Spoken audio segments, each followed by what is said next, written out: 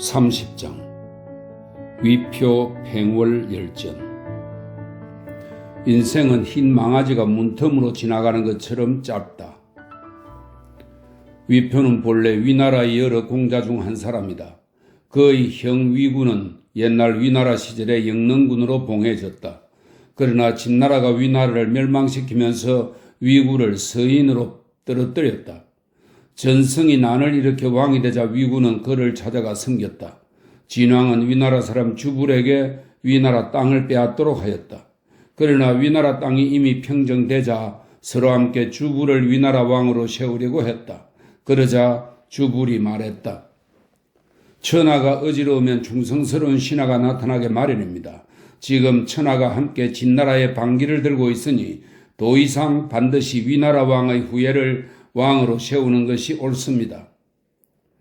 제나라와 조나라가 각기 수레 50대를 보내서 주불을 위나라 왕으로 삼으려 했으나 주불은 사양하여 받지 않고 진 땅에서 위구를 맞이해 오려고 했다. 사자가 5차례나 오간 뒤에야 비로소 진왕이 위구를 보내 겨우 위나라 왕으로 삼을 수 있었다. 장하는 진왕을 깨뜨리고 군대를 몰아 임제에서 위나라 왕을 공격했다. 위나라 왕은 이에 주불에게 제나라와 초나라로 가서 구원을 요청하게 하였다. 제나라와 초나라에서는 항타와 전파를 보내 군대를 이끌고 주불을 따라가서 위나라를 돕도록 하였다. 그러나 장하는 마침내 주불 등의 군대를 깨뜨려 주불을 죽이고 임제를 에워쌌다. 위구는 백성을 구하기 위하여 항복하기로 약속하였다.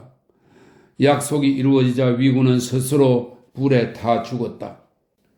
위표는 초나라로 달아났다. 초나라 회왕은 위표에게 군사 수천 명을 주어서 다시 위나라 땅을 공략하게 하였다. 그때 항우는 이미 진나라를 깨뜨리고 장안을 항복시켰다. 위표가 위나라의 성 20여 개를 빼앗자 항우는 위표를 위나라 왕에 봉하였다. 위표는 정예 병사들을 이끌고 항우를 따라 함곡관으로 들어갔다. 한나라 원년에 항우는 제후들을 봉하고 자신은 양 땅을 차지하려고 했다. 그래서 위왕 표를 하동 땅으로 옮겨 평양의 도읍을 정하도록 하고 서위왕으로 삼았다. 한왕이 삼진을 평정하고 돌아오는 길에 임진에서 하수를 건너게 되었는데 위왕 표는 나라를 바쳐 한왕에게 귀의하고 따라가서 팽성에서 초나라를 쳤다. 여기서 한나라가 지고 돌아가 형량으로 이르자 위표는 어머니의 병을 돌보아야 된다는 핑계로 귀국을 요청했다. 그는 위나라로 돌아오자 곧바로 하수의 나루터를 끊고 한나라의 반기를 들었다. 한왕은 위표가 반란을 일으킨 소식을 들었으나 동쪽 초나라가 우려되어 그를 칠 겨를이 없었다. 그래서 역생에게 말했다.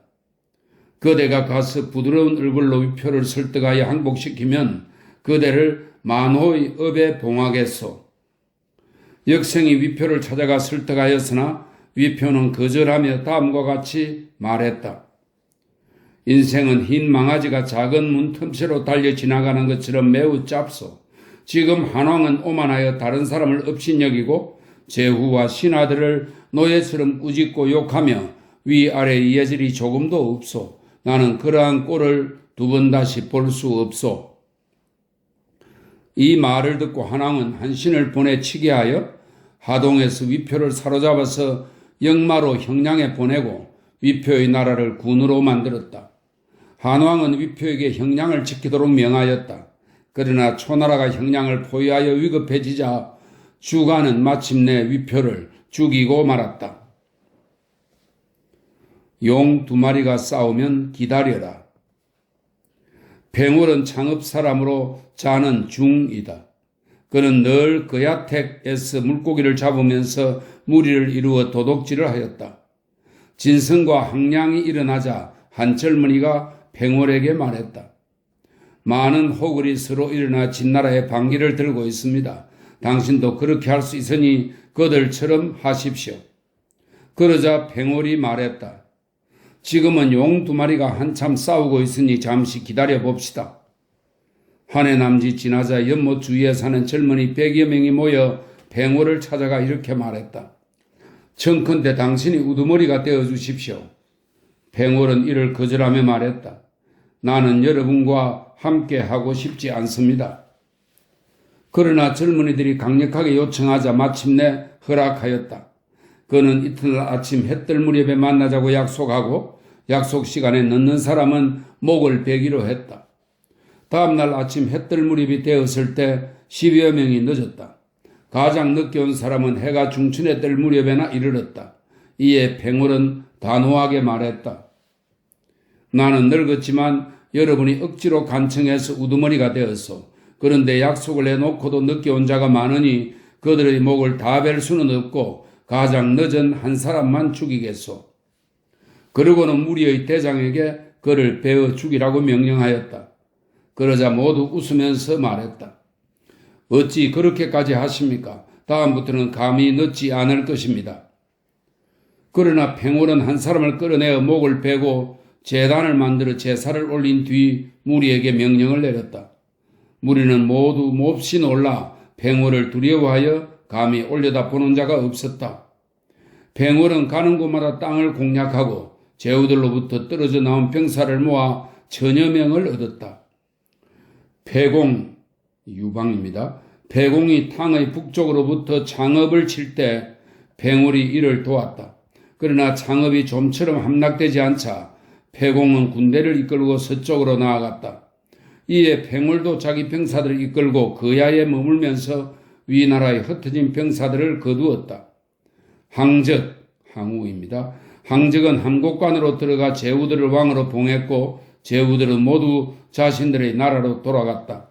그러나 팽월은 거느린 사람이 만여 명이나 되지만 돌아갈 곳이 없었다. 한나라 원년 가을에 제나라 왕 전영이 항왕에게 반기를 들었다. 이에 한왕은 사람을 보내서 팽월에게 장수의 인수를 내린 뒤 제움에서 남쪽으로 내려와 초나라를 치도록 하였다. 초나라는 소공 각에게 군대를 이끌고 팽월을 치라고 명령하였으나 팽월이 초나라 군대를 크게 깨뜨렸다. 한왕 2년 봄에 한왕은 위왕 표를 비롯한 다른 제후들과 함께 동쪽으로 나아가 초나라를 쳤다. 이때 팽월은 그의 군사 3만여 명을 거느리고 외황에서 한나라에 귀속하였다. 한왕이 말했다. 팽 장군은 위나라 땅을 거두어서 성 10여 개를 얻자 서둘러 위나라의 후사를 세우려 하고 있어. 그런데 지금 서위의 왕 위표도 위나라 왕 위구의 아우이니 틀림없이 위나라의 후손이요. 그러고는 팽월을 위나라의 상국으로 삼아 군대를 마음대로 지휘하여 양 땅을 공략하여 평정하도록 했다. 한왕이 팽성 싸움에서 지고 군사는 흩어져 서쪽으로 물러나게 되자 팽월은 함락했던 성을 모두 다시 잃어버리고 자기 군대만 거느린 채 북쪽으로 가서 하수가에 머물렀다. 한왕 3년에 팽월은 늘 한나라의 유격병으로서 이곳저곳에서 초나라를 쳐 양 땅에서 초나라의 후방으로 오는 식량 보급로를 끊었다. 한나라 4년 겨울에 항왕은 한왕과 형량 땅에서 대치하였는데 팽월이 수양과 외황 등 성 17개를 함락했다. 항왕은 이 소리를 듣고 조구에게 성고를 지키게 하고 몸소 동쪽으로 와서 팽월에게 빼앗겼던 성을 되찾아 모두 초나라 땅으로 만들었다. 이에 팽월은 군대를 이끌고 북쪽 곡성으로 달아났다. 한나라 5년 가을에 항왕이 남쪽 양하로 달아나자 팽월은 다시 창업 부근의 성 20여 개를 함락시켜 10여만 곡의 곡식을 얻어 한왕에게 군량미로 주었다. 한왕이 패하자 사자를 보내 팽월을 불러 힘을 합쳐서 초나라를 치자고 하였다. 그러나 팽월은 이렇게 말했다. 위나라 땅은 겨우 평정되었고 백성은 아직 초나라를 두려워하므로 이곳을 떠날 수 없습니다. 한왕은 초나라를 뒤쫓다가 도리어 고릉에서 항우에게 졌다. 한나라 왕은 유후에게 말했다. 유후는 장량입니다. 제후들의 군대가 나를 따르지 않으니 이를 어떻게 하면 좋겠소? 유후가 대답했다. 제나라 왕 한신이 왕위에 오른 것은 왕의 뜻이 아니었고 한신 자신도 그 지위가 튼튼하다고 여기지 않고 있습니다. 또 팽월은 본래 양나라 땅을 평정하여 공이 많은데 당초 왕께서는 위표 때문에 팽월을 위나라의 상국으로 삼으셨습니다. 이제 위표가 죽고 뒤를 이을 사람이 없으므로 팽월도 왕이 되고 싶어 할 것입니다. 그런데도 왕께서는 그렇게 결정하지 않으셨습니다. 지금 이 두 나라와 약속하신다면 바로 초나라를 이길 수 있을 것입니다. 수양 북쪽에서 곡성까지의 땅을 모두 상국 팽월에게 주어 왕으로 삼으십시오. 진 땅에서부터 그 동쪽으로 바다에 이르는 땅은 제나라 왕 한신에게 주십시오. 제나라 왕 한신의 집은 초나라에 있으므로 한신에게는 다시 자기 고향을 얻고 싶은 마음이 있을 것입니다. 왕께서 이 땅을 그 두 사람에게 내주실 수 있다면 두 사람은 금방이라도 불러올 수 있습니다. 그러나 그렇게 하실 수 없다면 천하 이 일은 예측할 수 없습니다. 이에 한왕은 곧 사자를 팽월에게 보내어 유후의 계책대로 하였다.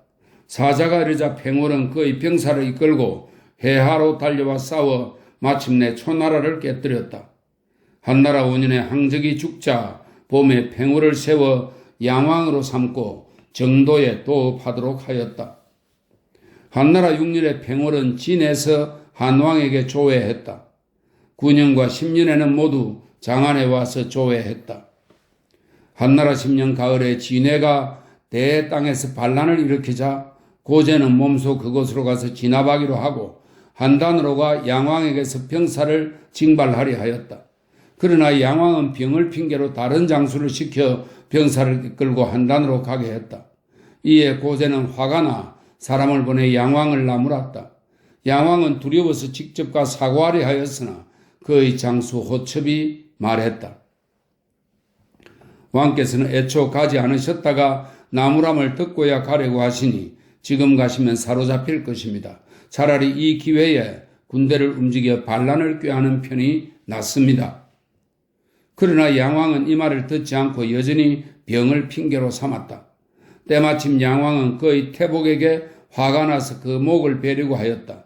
그러자 태복은 한나라로 달아나 양왕과 호첩이 반란을 꾀하고 있다고 말했다. 이에 고제는 사자를 보내어 불시에 양왕을 치도록 하였는데 양왕은 이를 전혀 눈치채지 못했다. 사자는 양왕을 잡아서 낙양에 가두었다. 담당 관리가 조사해보니 반란을 일으킬 조짐이 있었으므로 법규에 따라 판결하기를 청하였다.